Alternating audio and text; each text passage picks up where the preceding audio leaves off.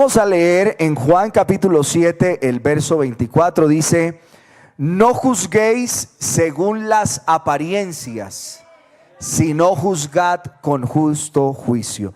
Vamos a pedirle a Dios que hable a nuestras vidas, amén. Eterno y soberano Dios, bendito Salvador, te damos gracias, buen Jesús, por todo tu amor, tu bondad y tu misericordia. Gracias, Señor, por la oportunidad tan bonita que nos das de estar en tu presencia, de poder aprender de ti, Señor, de poder llenarnos de tu presencia, de poder ser direccionados por tu palabra. Permíteme a mí, Señor, ser un canal a través del cual tu palabra hoy corra y sea glorificada. Bendito Dios, amén y amén. ¿Puede sentarse, por favor?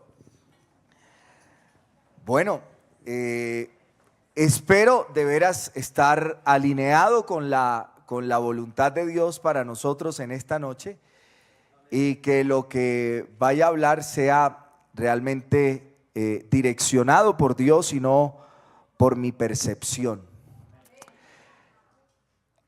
Casi siempre se dicen frases que suenan sencillas, pero guardan en el fondo una gran profundidad casi que filosófica, ¿no? Hay gente que dice: oiga, no juzgue un libro por la portada, porque hay libros que, aunque no tienen la mejor portada, tienen un contenido estupendo. Pero en cambio hay otros que, aunque tienen la mejor portada que usted se pueda imaginar, pues resulta que su contenido no es significativo. De otro lado, hay otro dicho popular que dice: no todo lo que brilla es oro, porque en ocasiones nosotros podemos dejarnos vislumbrar por el brillo exterior que algo tiene, pero al final nos damos cuenta que eso que tiene tanto brillo, pues en el fondo no tenía ningún valor. Esas expresiones de sabiduría popular nos enseñan a no llegar a conclusiones precipitadas o aceleradas con respecto a personas, a circunstancias o eventos, porque podemos llegar a equivocarnos. Ya que siempre nosotros hemos estado habituados a juzgar las cosas por sus apariencias, y esto abarca aún las cosas espirituales. Por eso el Señor Jesucristo dice en Juan 7:24: no juzguen según las apariencias, sino juzguen con justo juicio. En consecuencia de eso, creo yo que nuestro anhelo debiera ser ver las cosas como Dios las ve. Nosotros tal vez no seremos perfectos, no tendremos la seguridad que debiésemos tener para hacer siempre el mejor juicio, pero aprender a ver las cosas como Dios las ve evitará que caigamos de manera repetitiva en conclusiones equivocadas. Y si hay una historia que reúne todos estos elementos del juzgar las apariencias, es la historia del rey David, quien vendría a sustituir al rey Saúl. Y la escena, como se introduce a través de los libros históricos, nos muestra cómo aparece David en escena. Primera de Samuel capítulo 15, el verso 34 dice: se fue Samuel a Ramá, y Saúl subió a su casa en Gabá de Saúl, y nunca después vio Samuel a Saúl en toda su vida. Y Samuel lloraba a Saúl, y Jehová se arrepentía de haber puesto a Saúl por rey sobre Israel. La historia en escena nos comienza a mostrar cómo Saúl es desechado. Y el capítulo 16, al final del 15 y el comienzo del capítulo 16 del primer libro de Samuel, nos muestra cómo entonces vemos que esa relación tan estrecha que había entre Samuel y Saúl se ha roto. Y Samuel está muy triste, está triste, profundamente triste en su corazón. Pero el final del verso 35 dice: y Jehová se arrepentía de haber puesto a Saúl por rey sobre Israel. Y el capítulo 16, el verso 1 dice: dijo Jehová a Samuel: ¿hasta cuándo llorarás a Saúl habiéndolo yo desechado para que no reine sobre Israel? Llena tu cuerno de aceite y ven, te enviaré a Isaí de Belén, porque de sus hijos me he provisto de rey. Realmente nosotros tenemos dos referencias en el primer libro de Samuel en donde se refiere al hecho de que Jehová había desechado a Samuel.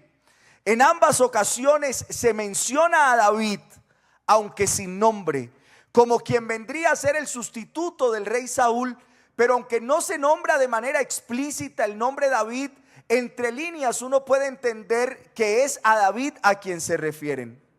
En el capítulo 13 del primer libro de Samuel, es aquella ocasión en que Saúl se desespera porque Samuel no llegaba. Usted se acuerda que iban a pelear una guerra, y entonces él mismo, Saúl, decide ofrecer sacrificio entre el pueblo. Lo podemos leer en primera de Samuel 13:10. Y cuando él acababa de ofrecer el holocausto, Saúl, he aquí Samuel que venía, y Saúl salió a recibirle para saludarle. Entonces Samuel dijo: ¿qué has hecho? Y Saúl respondió: porque vi que el pueblo se me desertaba y que tú no venías dentro del plazo señalado, y que los filisteos estaban reunidos en Micmas, me dije: ahora descenderán contra mí los filisteos a Gilgal, y yo no he implorado el favor de Jehová. Me esforcé pues y ofrecí holocausto. Samuel encuentra a Saúl haciendo algo que no debía hacer. Él había cometido una violación muy grave a los principios de la ley de Dios. Es como si Samuel expresara: ¿qué está pasando aquí? Como el meme que está ahora de moda. Y entonces observe cómo Saúl, manifiesta lo experto que es en dar excusas. Entonces lo que él hace es mencionar que el pueblo le iba a desertar, por lo tanto él tenía que hacer algo. Pero la razón más importante que Saúl le da a Samuel es que él quería implorar el favor del Señor, y él no tenía otra opción que ofrecer el holocausto. Ahora, eso es lo que pensaba Saúl de lo que había hecho. Pero ¿qué pensaba Jehová el Señor de lo que Saúl había hecho? Entonces Samuel dijo a Saúl: locamente has hecho, no guardaste el mandamiento de Jehová tu Dios que él te había ordenado. Pues ahora Jehová hubiera confirmado tu reino sobre Israel para siempre, pero ahora tu reino no será duradero. Y mire cómo menciona a David entre líneas: Jehová se ha buscado un varón conforme a su corazón, al cual Jehová ha designado para que sea príncipe sobre su pueblo, por cuanto tú no has guardado lo que Jehová te mandó. A los ojos de Saúl lo que él había hecho estaba bien, y quizás aún a los ojos del pueblo estaba bien. El pueblo no quería ir en vano a este lugar a pelear, así que dentro de la ceremonia estaba la realización del holocausto antes de la guerra. Así que Saúl termina por ofrecer el sacrificio y le pareció sencillo. Se evitaba que llegara Samuel y ofreciera el sacrificio. Él estaba dando la apariencia de que realmente quería buscar a Dios. Pero acá no se trata de apariencias, de lo que suponemos que es bueno ante los ojos de Dios. Aquí se trata de lo que Dios piensa que es bueno y del cómo ha establecido Él que debemos hacerlo. Su acción fue la de la desobediencia, fue la de un necio, y eso fue lo que Dios le dijo a través de Samuel. Ya Dios había determinado quitarle el reino y darlo a un hombre conforme a su corazón. Y aunque no se menciona a David por su nombre, el texto da la razón: porque tú no guardaste lo que el Señor te ordenó. Que de paso comienza a darnos como señales del carácter que tendría el hombre que vendría a sustituir a Saúl. Y aquí podemos comenzar a notar un gran contraste en lo que era Saúl y lo que era David, según lo que nos dice el escritor de Primera de Samuel. La diferencia no era que David fuera perfecto, estaba muy lejos de serlo, pero era alguien con una conciencia que respondía a la voz de Dios. David pecó gravemente, pero cuando fue reprendido, respondió, admitió y confesó. Nosotros tenemos su testimonio en el Salmo 32 y 51 y él dice: mientras callé se envejecieron mis huesos, en mi gemir todo el día, porque de día y de noche se agravó sobre mí tu mano. Se volvió mi verdor en sequedades de verano. Mi pecado te declaré y no encubrí mi iniquidad. Dije: confesaré mis transgresiones a Jehová, y tú perdonaste la maldad de mi pecado. Y el Salmo 51 es maravilloso: ten piedad de mí, oh Dios, conforme a tu misericordia, conforme a la multitud de tus piedades, borra mis rebeliones. Lávame más y más de mi maldad y límpiame de mi pecado. Porque yo reconozco mis rebeliones y mi pecado está siempre delante de mí. Contra ti solo he pecado y he hecho lo malo delante de tus ojos, para que seas reconocido justo en tu palabra. Eso es lo que hace un hombre piadoso. Un hombre piadoso es capaz de reconocer que se ha equivocado. Un hombre conforme al corazón de Dios no es un hombre que nunca peque, porque no existe ninguno. Es un hombre que tiene el carácter de aceptar que se ha equivocado, que ha pecado, que ha cometido un error, pero se atreve a abandonar su posición y a rendirse ante Dios y decirle con humildad: Señor, yo pequé. Eso comienza a mostrar la diferencia entre Saúl y David. Saúl solo quiso justificarse. David reconoció que era un pecador. Y quisiera hacerte una primera pregunta, y no me la tienes que responder, tú solo te la respondes ahí en tu corazón. ¿Tiendes a buscar excusas cuando fallas? ¿Tiendes a culpar a otros cuando pecas? ¿Tiendes a intentar encontrar la razón por la cual hiciste lo que hiciste? Porque debes recordar que lo más importante no es lo que tú pareces ser. Lo más importante no es seguir manteniendo tu estatus y tu posición. Lo más importante no es que la gente crea que tú eres. Aquí lo importante es que cuando nadie te ve y solo los ojos del Dios eterno y poderoso están puestos sobre ti, Él pueda ver lo que tú supones que eres. La segunda ocasión en la que se expresa que Saúl fue desechado la encontramos en el capítulo 15, en los primeros versículos del capítulo. Vemos cómo Dios da una orden a Saúl por medio del profeta Samuel para que atacara sin contemplación a los amalecitas. Y no vamos a entrar en detalles de por qué había esa pugna y Dios ordenaba que tenían que matar a todos los amalecitas. Eso haría parte de otra. Pero lo que está claro es que Dios le da una orden. Dice: después Samuel dijo a Saúl: Jehová me envió a que te ungiese por rey sobre su pueblo Israel. Ahora pues, y escuche los términos que utiliza Samuel, está atento a las palabras de Jehová. Así ha dicho Jehová de los ejércitos: yo castigaré lo que hizo Amalec a Israel al oponérsele en el camino cuando subía de Egipto.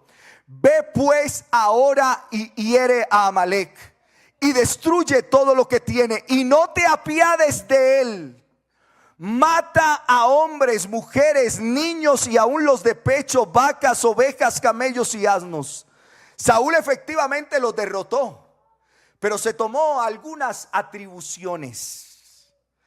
El verso 8 y 9 del capítulo 15 dice: y tomó vivo a Agag, rey de Amalec, pero todo el pueblo mató a filo de espada.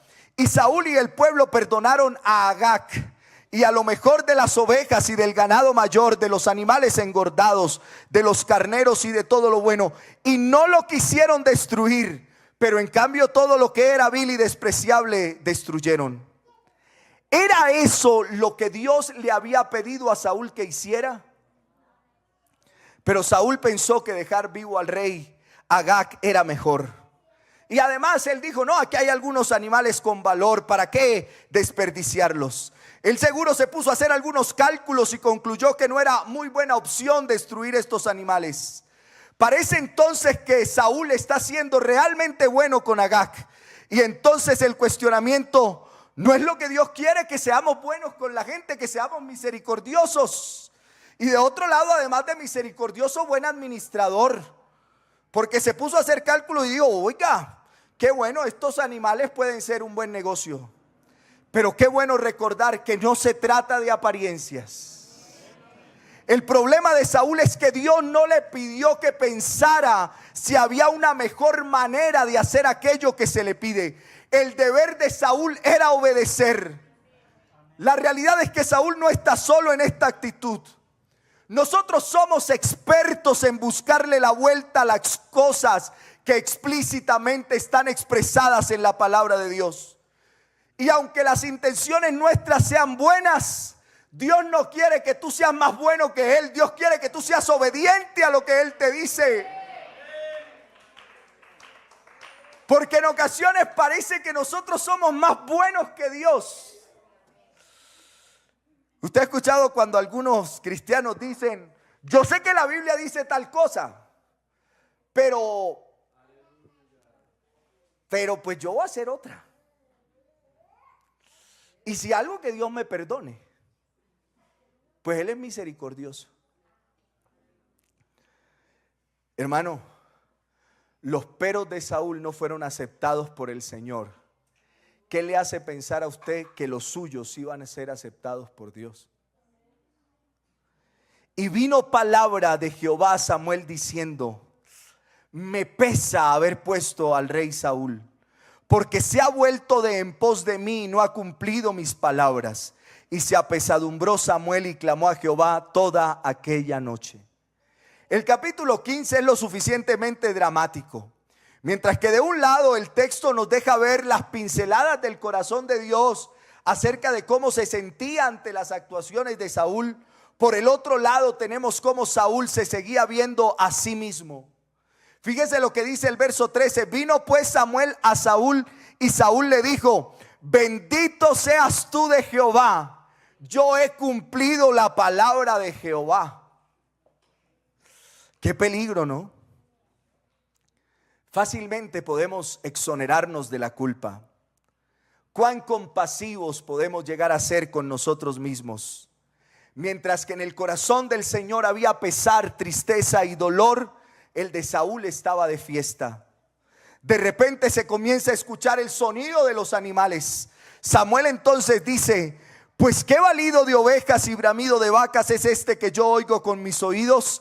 Y Saúl respondió, de Amalec los han traído, porque el pueblo perdonó lo mejor de las ovejas y de las vacas para sacrificarlas a Jehová tu Dios, pero lo demás lo destruimos.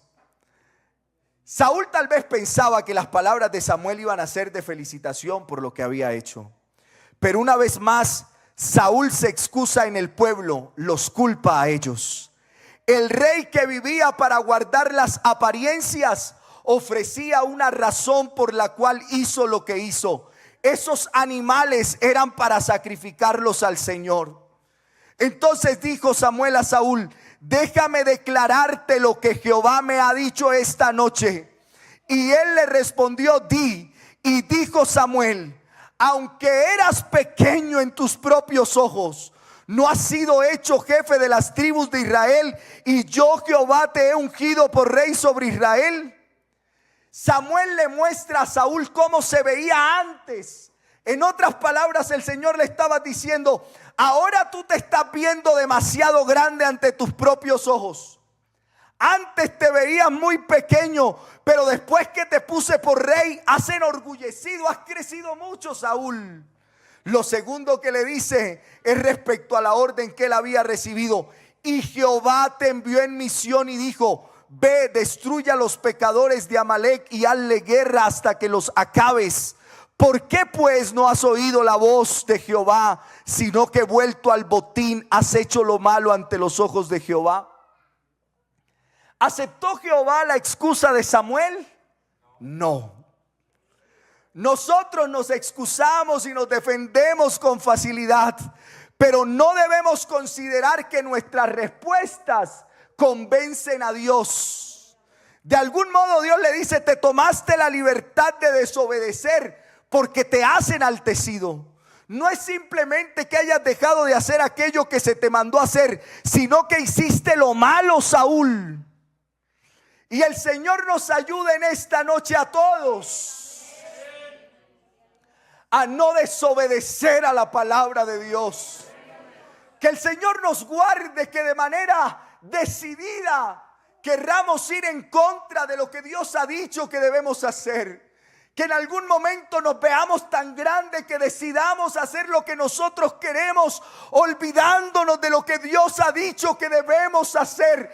Dios guarde nuestras vidas de hacer semejante cosa. Y uno diría: no, ya Saúl entendió. ¿Qué? No había entendido nada. Y Saúl respondió a Samuel: antes bien, escuche esto, antes bien he obedecido a la voz de Jehová y fui a la misión que Jehová me envió. Y he traído a Agag, rey de Amalec, y he destruido a los amalecitas. Pero el pueblo tomó del botín ovejas y vacas, las primicias del anatema, para ofrecer sacrificios a Jehová tu Dios en Gilgal. Entonces las palabras de condenación no se hicieron esperar, y una vez más el Señor le expresa que él había sido desechado. Y le dice Saúl: se complace Jehová tanto en los holocaustos y víctimas como en que se obedezca a las palabras de Jehová. Ciertamente el obedecer es mejor que los sacrificios, y el prestar atención que la grosura de los carneros. Escuche esto: porque como pecado de adivinación es la rebelión, y como ídolos e idolatría la obstinación. Por cuanto tú desechaste la palabra de Jehová, Él también te ha desechado para que no seas rey. Y perdóneme ser tan reiterativo, pero lo más importante no son las apariencias. ¿Con qué debemos nosotros conformarnos al venir a la iglesia? En que nosotros tengamos un ambiente cómodo, hermoso, con música excelente, canciones que nos agradan, un sermón que usted considera muy bueno, una oración muy formal. Es con esto que debemos conformarnos. Porque eso puede ser solamente una expresión externa. Pero aunque no sea malo, moralmente hablando, todo eso que yo acabo de escribir, el hecho de que una persona dé una manifestación externa de que está adorando a Dios, pero si nuestro interior está haciendo lo contrario, como cuando el cuerpo está presente pero el alma está ausente, estamos equivocados. Requerimos lo que dice Juan 4:24: Dios es espíritu, y los que le adoran. Yo espero estar en esta noche con gente que haga parte de estos que describe Juan 4:24. Y los que le adoran en espíritu y en verdad, es necesario que le adoren.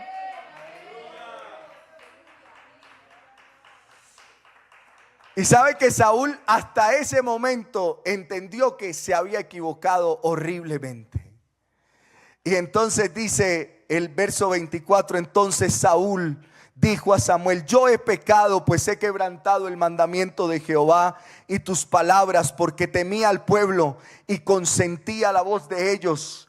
Perdona pues ahora mi pecado y vuelve conmigo para que adore a Jehová.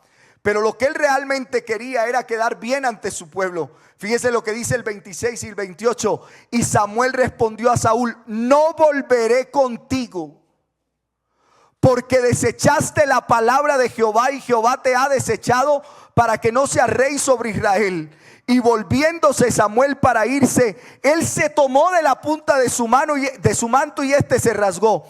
Entonces Samuel le dijo: Jehová ha rasgado hoy de ti el reino de Israel y lo ha dado a un prójimo tuyo mejor que tú. Y de nuevo se vuelve a mencionar David entre líneas, aunque no es explícito: a un prójimo mejor que tú. De nuevo el contraste que trae el autor entre Saúl y David. Saúl es así, pero Dios levantará uno mejor que tú, Saúl. Y con todo lo que se dice, observe lo que éste le pide a Samuel. Y él dijo: yo he pecado, pero te ruego que me honres delante de los ancianos de mi pueblo y delante de Israel, y vuelvas conmigo para que adore a Jehová tu Dios. Y volvió Samuel tras él y adoró Saúl a Jehová. Y de lo que usted puede concluir es que una vez más Saúl quería guardar las apariencias. Así que Samuel se despide de Saúl para no volverlo a ver otra vez. Y de allí en adelante lo de Saúl fue una caída libre, yendo de mal en peor. Por eso Samuel se lamentó y lloró mucho lo sucedido con Saúl. ¿Cuáles son las cosas que nos hacen llorar a nosotros? ¿Son aquellas cosas que afectan únicamente nuestros intereses personales? Porque en este caso Samuel lloraba debido a todo lo que implicaba lo que le estaba sucediendo a Saúl y a su pueblo. ¿Qué tanto lamentamos nosotros que alguien no ande en buenos pasos? ¿Qué tan sensibles somos nosotros frente a la condición de nuestro hermano? ¿Qué tanto nos duele que alguien que en un momento estuvo con nosotros hoy ya no está? ¿Qué tanto nos afecta que alguien que era tu compañero, tu amigo, que compartía contigo todo el tiempo, un día se fue y nunca más volvió y ninguno de nosotros se volvió a acordar de él? Algo que nos ha llevado de mal en peor es el hecho que nosotros no nos dejamos afectar emocionalmente por lo que pasa con otros. La empatía parece que ya no existe en nuestro entorno. Ninguno de nosotros parece afectarse por lo que recurre a otro.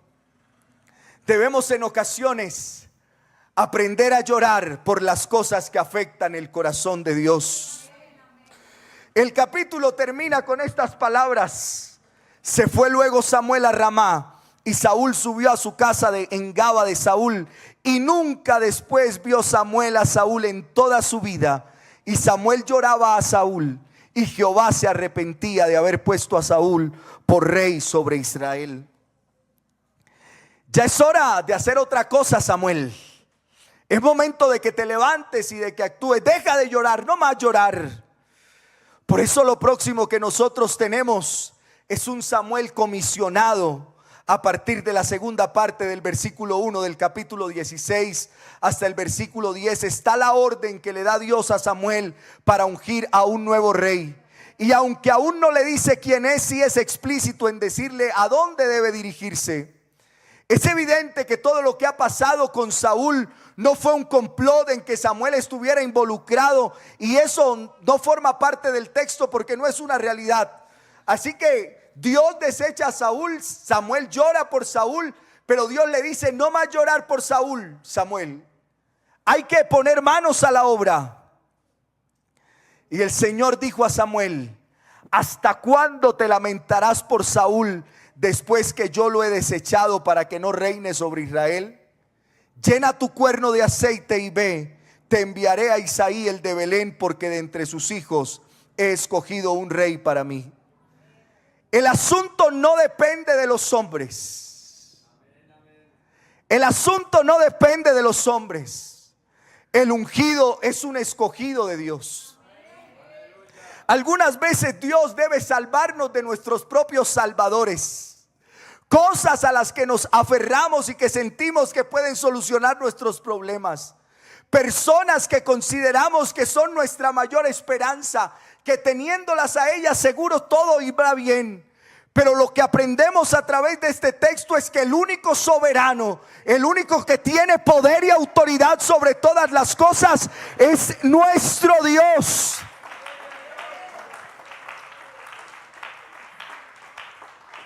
Y yo espero estarme haciendo entender para que usted observe el contraste. En Saúl nosotros veíamos a alguien que aparentaba ser y no era. Pero ahora vamos a comenzar a ver a alguien que no aparentaba, pero sí era. Y dijo Samuel: ¿cómo iré? Si Saúl lo supiere, me mataría. Y es natural que Samuel tuviese miedo, ¿no? Porque ya sabemos toda esa historia de cuántas veces quiso Saúl matar a David. Y factiblemente todos los servicios de inteligencia del rey estaban pues en todo lugar observando lo que ocurría. Pero el Señor le brinda una solución muy particular y le dice: Jehová respondió: toma contigo una becerra de la vacada y di: a ofrecer sacrificio a Jehová he venido. Y llama a Isaí al sacrificio, y yo te enseñaré lo que has de hacer, y me ungirás al que yo te dijere. Dios le provee la solución a Samuel. Y en este sentido, el Señor nos manda así a ser inocentes como palomas, pero no ingenuos. No es mintiendo, es no diciendo toda la información que se va a Samuel a ofrecer el sacrificio. Y dice el capítulo 16, el verso 4: hizo pues Samuel como le dijo Jehová. Y luego que él llegó a Belén, los ancianos de la ciudad salieron a recibirle con miedo y dijeron: ¿es pacífica tu venida? Él respondió: sí, vengo a ofrecer sacrificio a Jehová. Santificaos y venid conmigo al sacrificio. Y santificando él a Isaí, a sus hijos, los llamó al sacrificio. Y de acá pasamos a una parte importantísima del texto cuando entramos al proceso de elección desde el versículo 6 al 10. Y aconteció que cuando ellos vinieron, él vio a Eliab y dijo: oh, de cierto delante de Jehová estás ungido. Y Jehová respondió: no mires a su parecer ni a lo grande de su estatura. Parece ser que era muy simpático y muy alto, ¿no? Porque yo lo desecho. Porque Jehová no mira lo que mira el hombre, pues el hombre mira lo que está delante de sus ojos, pero Jehová mira el corazón. Cuando comenzaron a entrar los hijos, entonces pasa Eliab y de una vez los ojos de Samuel se fijan en Eliab. En un solo vistazo él dijo: no, este tiene porte de rey. Este sí parece rey. Si antes con Saúl todos le llegaban al hombro, no, este sí que supera todavía a Saúl. Este es un mejor portento. Samuel se quedó impresionado con Eliab y casi que de inmediato quería derramar el aceite de la unción sobre Eliab. Y entonces uno se pregunta: ¿fue suficiente lo que vio Samuel como para convencerse de que Eliab era mejor que Saúl? Dios le había dicho a Samuel: yo te diré quién es. No es para que tú llegues a conclusiones personales. Pero Samuel se queda hipnotizado con la apariencia de Eliab, pero no el Señor. No mires a su apariencia, no seas apresurado, desechado. ¿Cómo así que tú ya lo vas a desechar, Señor, si es el perfecto? Míralo cómo habla, mira qué bien canta, mira qué bien se viste, mira de la familia que viene, mira cómo huele. Lo he desechado. Y así pasaron los demás hermanos y dice que todos fueron desechados. La evaluación final que Samuel le expresa a Isaí es: el Señor no ha escogido a estos. Si Dios no mete su mano, hubiesen escogido a alguien que era igual o peor que Saúl. Cuando el Señor le dice a Samuel: no mires a su apariencia, pudiese ser una expresión que solo tenía que ver con Samuel. Pero esta declaración tiene que ver con todos nosotros. Y por eso menciona lo que el hombre mira. Nuestra tendencia como hombres es a fijarnos en lo externo. Las primeras impresiones pueden ser peligrosísimas. Porque no siempre las primeras impresiones son lo que debieran ser. Nuestra tendencia como hombres es a fijarnos en lo externo. Dios quiere que aprendamos a buscar en las personas cómo son en el interior. No confiemos tanto en nuestros instintos. Y entonces, si no se trata de apariencias, entonces ¿qué es lo trascendente, Darwin? Si no se trata, Darwin, de cómo viste, de cómo habla, de qué tantos logros académicos tenga, de qué familia viene, ¿qué es lo importante? Se trata del corazón. Se trata del carácter. Se trata de lo que hay ahí en tu corazón, en el interior. Se trata de lo que factiblemente nadie ha visto ni nadie conoce, pero que Dios sí sabe de ti. Que cuando la gente de pronto te ve como un número, que de pronto tú estás aburrido de ser un número porque nadie te ve, ¿qué importa? ¿Qué importa que nadie te vea? Que tal vez en lo externo no seas el hombre perfecto. Y qué bueno que Dios no mire lo externo, porque habían ocasiones en que no tendríamos cómo competir con otros que son más altos, más inteligentes, más sabios, mejor hablados, mejor comportados, con una historia familiar mejor que la nuestra. Tal vez ellos vienen de la familia perfecta, nosotros venimos de historias familiares tal vez llenas de fracasos, de historias de dolor. Tal vez no tendríamos nada que mostrar externamente. Tal vez la pared de nuestro estudio no tiene ni un solo diploma que mostrar, pero qué bueno que Dios no mire lo externo.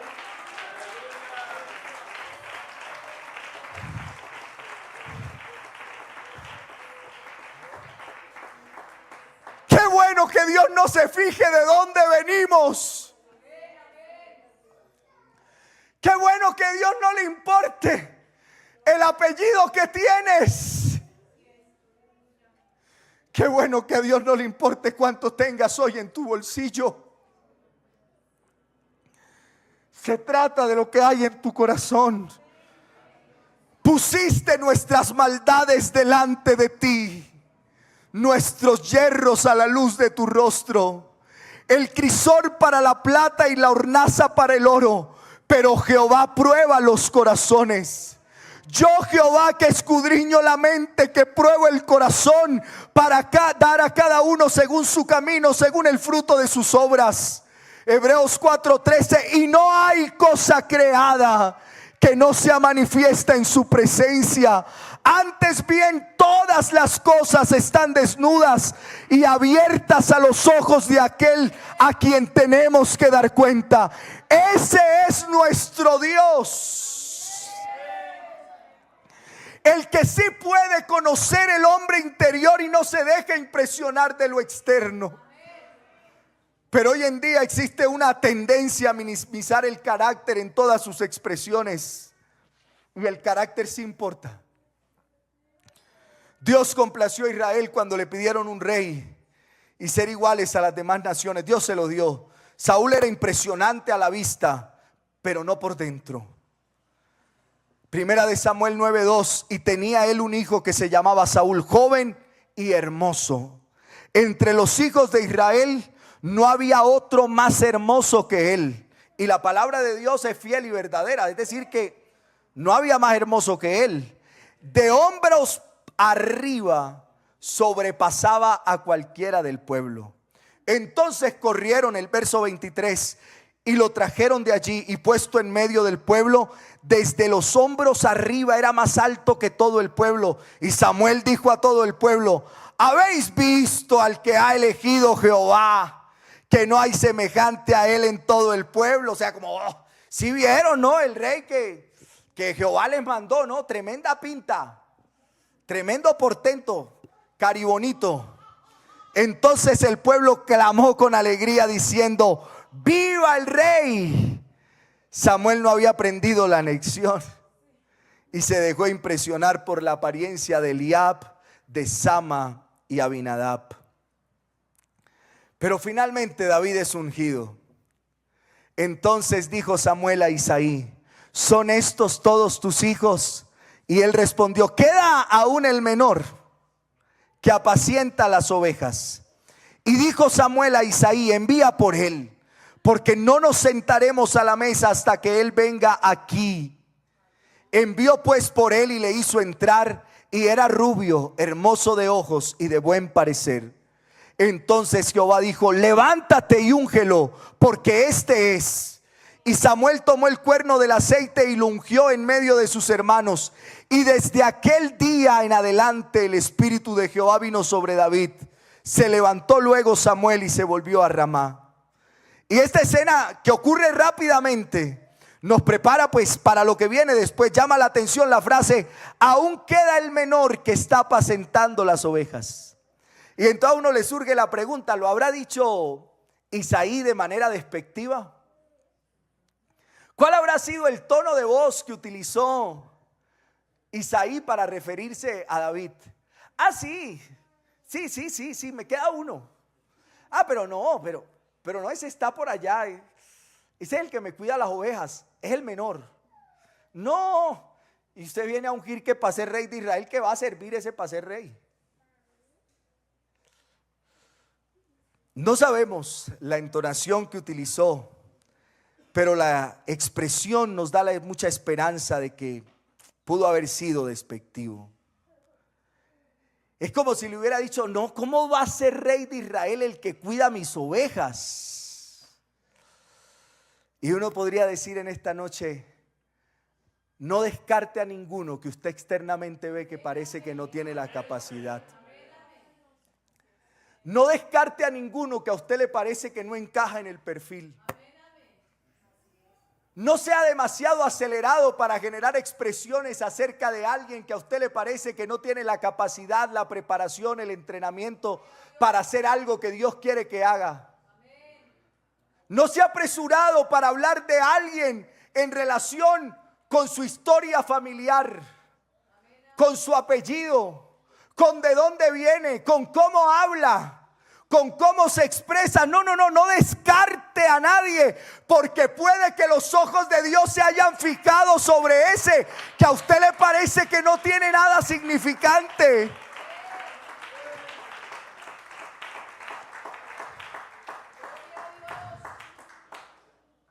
Pero también sucede que en ocasiones nos descartamos a nosotros mismos.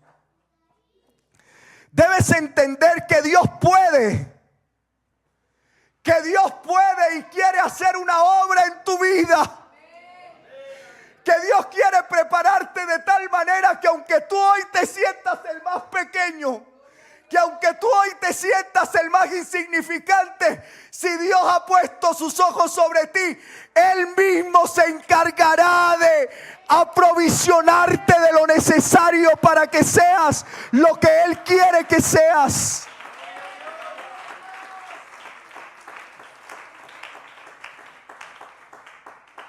David no podía ni siquiera cargar la armadura de Saúl. Y aunque no existe una descripción del físico de David, solo de que era hermoso parecer, lo cierto es que cuando Goliat lo vio se echó a reír.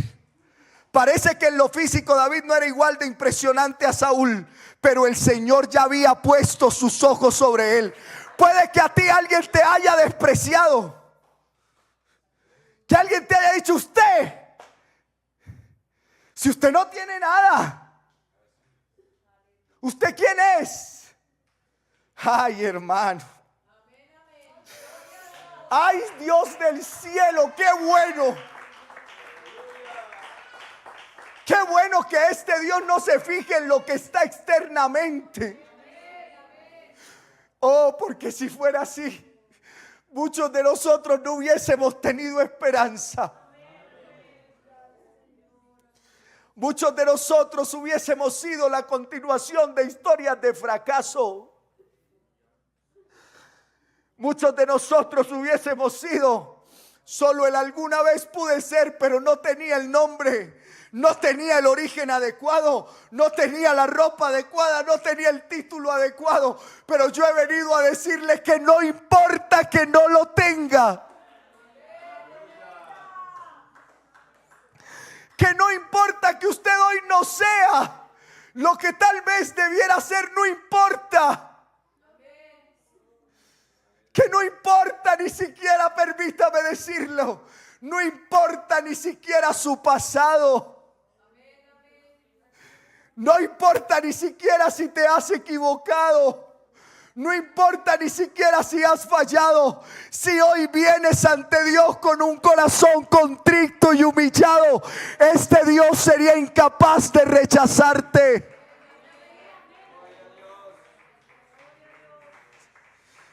Aún ni siquiera su padre ni sus hermanos se hubieran imaginado que este joven sería el más grande autor de la más extraordinaria colección de oraciones de todos los tiempos. Eso debe llenarnos de esperanza. Porque hay gente que no cree en ti.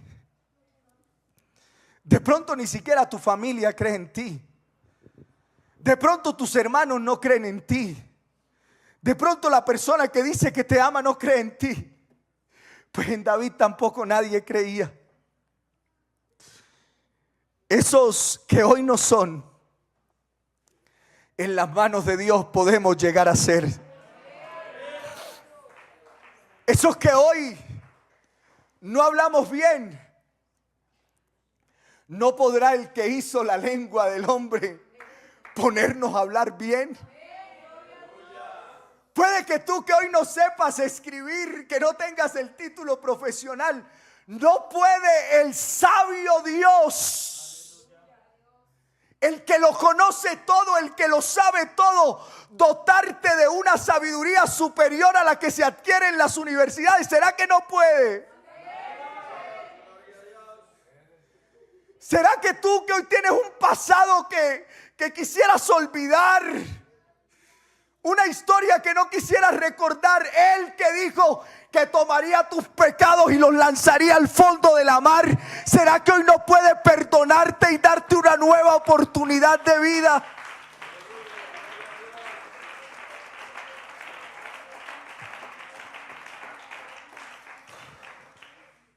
Y alguien diría, es que David fue el plan B.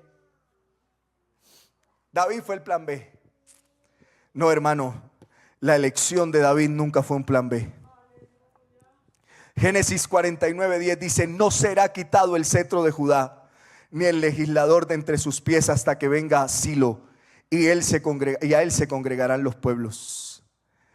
Resulta entonces concluyente que el propósito del escritor del primer libro de Samuel no es hacer una biografía de David, porque su historia comienza prácticamente aquí cuando lo ungen. Lo que el Señor nos deja más allá de toda duda es que es Dios quien escoge quién debe ser rey. Que es Dios quien escoge. Oiga, no sé si usted está entendiendo en esta noche lo que Dios ha querido decirle. Pero no es la gente la que dice quién es el que debiera ser. No es tu familia la que dice quién es el que debiera ser. En ocasiones no eres ni tú mismo quien dices qué es lo que debiera ser, porque a tus ojos puedes verte como esos que fueron a visitar la tierra prometida y llegaron diciendo unas frases que son sorprendentes: y éramos nosotros a nuestro parecer como langostas. Puede que tú hoy te sientas como un bicho muy chiquito. Puede que te hayan hecho sentir demasiado insignificante. Puede que haya ocurrido. Puede que tú en ocasiones pienses que hoy haces lo que haces porque el que antes estaba se equivocó, falló, se fue, y tú dices: yo fui el plan B. No, no te equivocas. Tú no eres un plan B para Dios. Tú no eres fruto de la casualidad. Tú no eres el resultado de que otro se haya equivocado. Tú eres el resultado de un plan perfecto de Dios diseñado particularmente para ti. Y Samuel tomó el cuerno del aceite y lo ungió en medio de sus hermanos. Y desde aquel día en adelante, el Espíritu de Jehová vino sobre David. Ese Espíritu le capacitaría a David para esperar hasta el momento en que Dios le señalara para comenzar a gobernar Israel. David fue ungido, pero todavía faltaba mucho para ser rey. Porque Dios tiene maneras muy extrañas de hacernos esperar. Como con Abraham, a quien Dios le promete un hijo, pero debe esperar 25 años para verlo nacer. Tal vez nosotros seamos impacientes ante las promesas de Dios. David fue ungido, pero todavía no fue coronado. La gente tiende a juzgar el carácter y el valor de los demás por la apariencia exterior. Si una persona es alta, atractiva, con buen cuerpo y bien vestida, entonces posee cualidades físicas que los humanos generalmente admiramos y respetamos. A menudo estas son las cualidades físicas que buscamos en un líder, pero Dios tiene la extraña pero extraordinaria capacidad de ver lo que otros no ven. Dios tiene la extraordinaria capacidad de ver lo que a los ojos de la gente es completamente oculto. ¿Quién iba a creer que ese pequeñito que cuidaba ovejas se le iba a parar con todo el carácter frente a Goliat y iba a ser capaz de matarlo con una pedrada en su sien? Hay gente que hoy aquí usted la puede ver muy insignificante, que ni habla, pero permita que el Espíritu de Dios venga sobre ellos, los capacite y los haga hacer aquello que a usted lo dejará boquiabierto y sorprendido. Qué bueno es este Dios, que no se ha fijado en lo que nosotros somos. Saúl, el primer rey de Israel, era alto y atractivo. Samuel pudo haber estado buscando a alguien como Saúl y la apariencia de Eliab era perfecta. Sin embargo, Dios tenía en mente a un hombre diferente para ungirlo como rey de Israel. El Señor le había revelado a Samuel que él buscaba a un hombre según el corazón de él. Samuel miró a los 7 hijos mayores de Isaí, pero el Señor los rechazó a todos. Dios está en esta noche buscando a uno. Dios está esta noche buscando a uno que no tiene apariencia de rey, que no tiene porte de rey, que no tiene la altura de rey, pero que tiene un corazón conforme al corazón de Dios. Yo quisiera invitarle a estar en pie en esta hora. Y yo quisiera creer que alguien ha entendido lo que Dios quiere decirle. Y que ese alguien que haya entendido venga aquí en esta noche.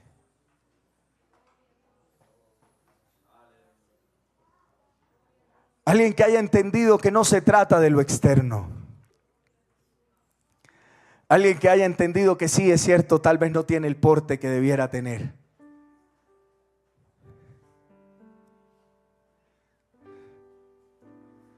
Oiga, tanta gente que a veces lo señala a uno, ¿no?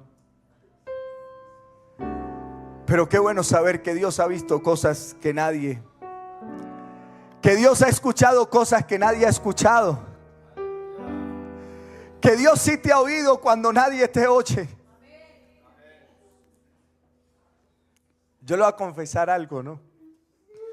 Yo un día, como en la mitad de esas bancas, yo escuché predicar a alguien acá. Y no sé, dijo cosas que no eran ni bíblicas. Y yo allá, como por la mitad de esa banca, haciendo un número en este lugar, yo le dije: Señor, ¿cuándo me tocará a mí? Y me puse a llorar porque ni siquiera me saludaba la gente acá. Ay, pero este Dios a veces me veía cuando en medio de la noche yo le decía que mi corazón se moría de ganas, no por ser el especialista médico, sino por servirle a Él con el alma. Ese me escuchaba cuando yo cruzaba ese túnel del Ricaurte lleno de lágrimas, porque sentía que mi vida se me perdía y se me iba. Y nadie más podía observarme, pero este Dios sí me veía. Y un día cualquiera, después de mucho tiempo, se me dio la oportunidad y aquí estoy. Pero no se ha tratado de mí. Se ha tratado de este Dios que con amor y misericordia me ha visto.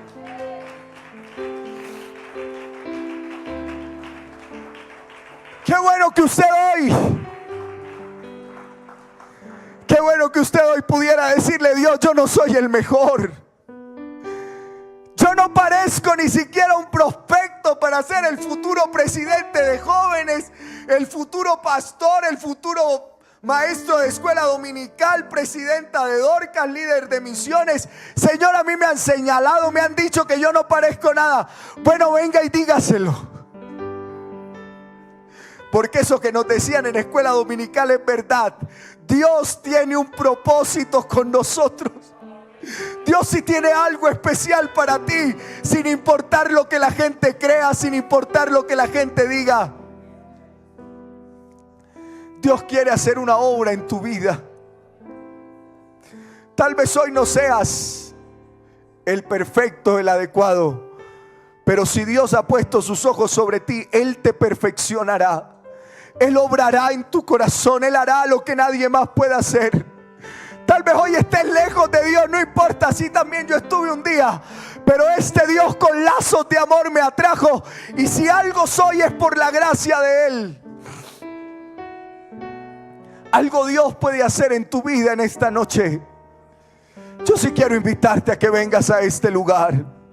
Ayúdeme a orar en esta hora. Eterno y soberano Dios, bendito Salvador,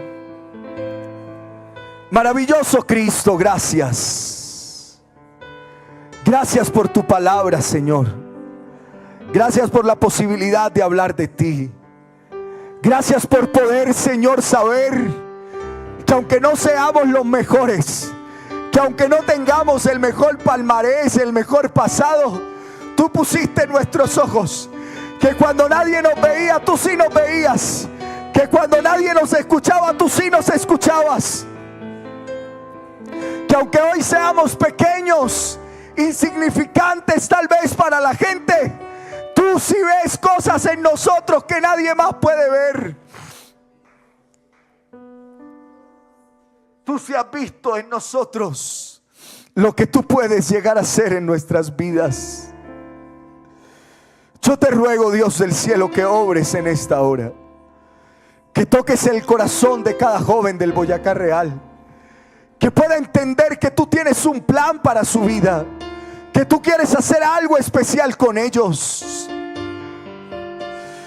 Dios del cielo, que podamos entender que no somos fruto de la casualidad o del azar, sino que tú estás de nuestro lado y quieres obrar en nuestras vidas.